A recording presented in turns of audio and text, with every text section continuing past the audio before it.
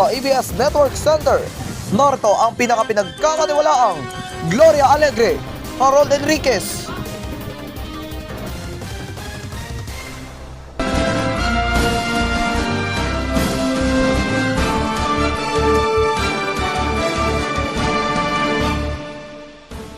Magandang gabi po, Luzon, Visayas at Mindanao.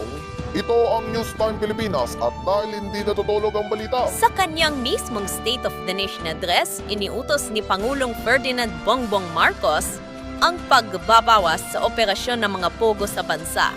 Epektibo mula ngayong araw, isa po yan sa mga pinablakbakan sa kanyang ikatlong sona, kung saan iginit din ang karapatan ng bansa sa pinag-agawang teritoryo sa West Philippine Sea. tinalakay din ng Pangulo ang anyay epektibong paraan ng administrasyon para sugpuin ang problema sa droga.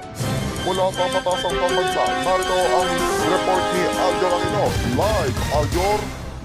Gloria, Harold, ilang buwan inaabangan ng posisyon ng Pangulo sa maiinit na usapin ng mga pogo sa bansa. At sa kanya'y ikatlong State of the Nation address, nagbitiw ang Pangulo ng isang sorpresang anunsyo at utos tungkol sa mga pogo.